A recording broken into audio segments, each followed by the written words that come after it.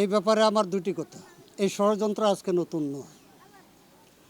এর পেছনে কোটি কোটি টাকা ব্যয় করতেছে ইসলামী দলগুলো যেন ঐক্য না করতে পারে। বিএনপির পক্ষ থেকে তো ভালোভাবেই জানা আছে, বিশেষ করে ডাকসু নির্বাচনের পরে যে পরিণাম কি হবে। এতে যদি ইসলামী ঐক্য হয়ে যায় তাহলে তারা মাঠে মারা যাবে।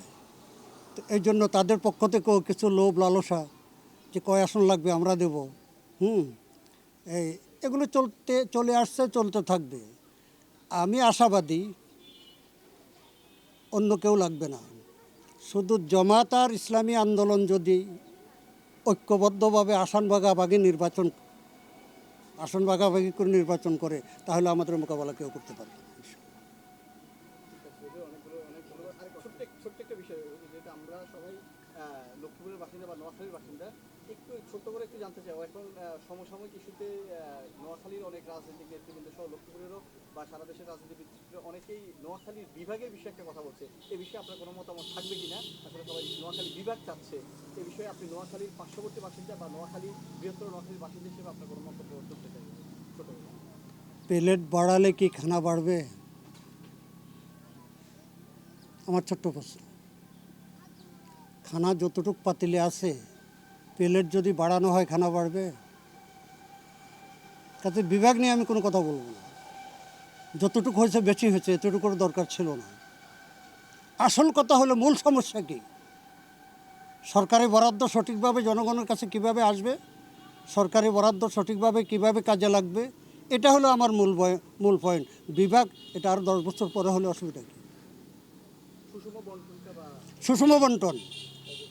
হ্যাঁ, আরে একটা বিধবা ভাতা পাবে, তাকে 5 থেকে 10,000 টাকা দিতে হয়। একটা বয়স্ক ভাতা পাবে, সেখানে টাকা দিতে হয়। এগুলো দেখাশোনার দায়িত্বকে উপজেলার অভিভাবক হলো এমপি। ইচ্ছা করলে এগুলো রোধ করতে পারে, এগুলোর ব্যাপারে খোঁজ খবর নিতে পারে।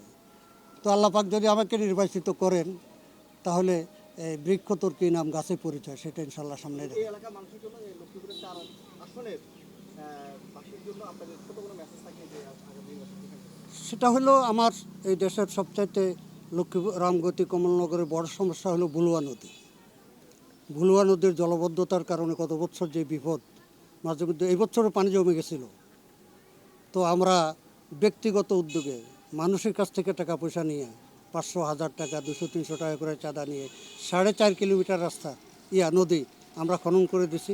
আলহামদুলিল্লাহ এখন জলাবদ্ধতা নাই। ইনশাআল্লাহ আমার প্রথম কাজ হবে, আমি নির্বাচিত হলে ভুলুয়া নদীর খননের কাজটাকে আমি অগ্রাধিকার দেব। আর মেঘনা নদীর বাঁধের জন্য যে টাকা বরাদ্দ হয়েছে, এখন কাজ একবারে সীমিত। টেন্ডার হয়ে গেছে, কাজ দেওয়া হয়ে গেছে, কিন্তু কাজ হচ্ছে না। এগুলি এই দুইটা, মেঘনা নদী ভাঙন রোধ এবং বুলুয়া নদী খনন, আর জনগণের প্রাপ্য সরকারি বরাদ্দ সরকারি জনগণের কাছে সঠিকভাবে পৌঁছানো, এই তিনটাই আমার এলাকাবাসীর জন্য। আপনাকে ভোট দিতে বলবেন কিনা আগামী নির্বাচনে? আমি কারো কাছে ভোট চাই না। ভোট চান না? তো প্রত্যেকের অধিকার, সে যাকে খুশি তাকে ভোট দেবে। আমি আমার কেন নির্বাচন করতেছি, আমার লক্ষ্য কী, উদ্দেশ্য কী, জনগণকে জিজ্ঞাসা করেন। 3টা নির্বাচন করছি, আমি কোনো একটা লোক বলতে পারবো না তাকে আমি বলছি যে ভাই আমাকে ভোটটা দেবে। আমি ভোট চাই না, কারণ শরীয়তে পদ চাওয়া নিষেধ। শরীয়তে পদ চাওয়া নিষেধ। এই জন্য আমার পোস্টারে দেখবেন প্রার্থী লেখা নাই। আমি ভোট প্রার্থনা করি না, প্রতিদ্বন্দ্বী। হ্যাঁ, আসন্ন জাতীয় সংসদ নির্বাচনে প্রতিদ্বন্দ্বী। নাস্তা